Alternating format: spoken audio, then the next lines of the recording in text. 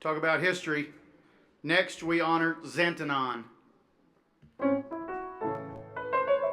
The year 1917 was a good one for racing stallions. On the same spring day that Man o' War was foaled in Kentucky, another chestnut colt was foaled in South Texas. Down in Alice, Texas, American Quarter Horse Hall of Famer Ott Adams was breeding sprinters. You've got to have speedy bloodlines on both the top and bottom parent line to breed speedy horses, Adams told the Quarter Horse magazine published by the National Quarter Horse Breeders Association in 1948, adding that he thought the Traveler's stallion Little Joe was the greatest quarter horse stallion that had ever lived. Adams bought Little Joe for $1,000 in 1913, when horses more commonly sold for $50.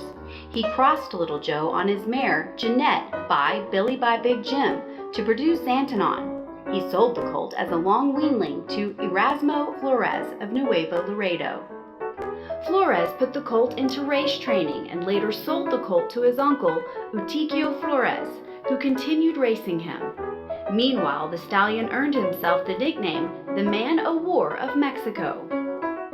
He wasn't treated as carefully as racehorses are today, but won anyway, often worked for a couple of hours before being ridden into town and tied to a tree for a few hours.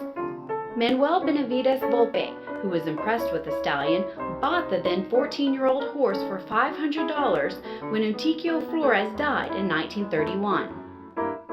I always wanted Zantanon because I believed he was the best horse I had ever seen, Volpe was reported as saying in the Quarter Horse magazine in 1947 and in the Ranchman magazine the same year. So far as I knew, he never ran a race on a square meal during his racing career. Zantanon had my respect and admiration long before I bought him, and the longer I had him, the more I marveled at his thunderous speed, his marked intelligence, and unequaled will to run and win. Volpe moved the stallion from Mexico into Texas, began treating him carefully, and breeding him to a select band of mares. Volpe's recollections of Zantanon and the quarter horse are the only document of the stallion's prowess. I've often wondered just what records old Zantanon would have made had he been run under favorable conditions, Volpe said. I sincerely doubt that there is a living horse today that could outrun old Zantanon 300 yards.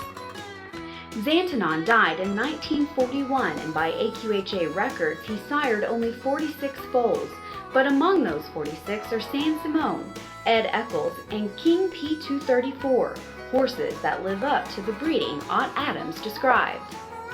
I am a firm believer in good breeding, and I know of no better example of breeding, giving an animal what no amount of feed, brushing, and care could give than Zantanon, Volpe said. He had good breeding, and his sons and daughters today are still carrying on. Wherever you see a son of Zantanon, the Man o' War of Mexico, you will find a good horse. Volpe was right. Today, 22 of the horses currently enshrined in the American Quarter Horse Hall of Fame trace to Zantanon. With the induction of Parker's Trouble in the class of 2016, that number rises to 23 Hall of Famers, a fitting legacy for the Man of War of Mexico. Unfortunately, we don't have a representative here for Zantanon, but please welcome Zantanon into the Hall of Fame. How about that?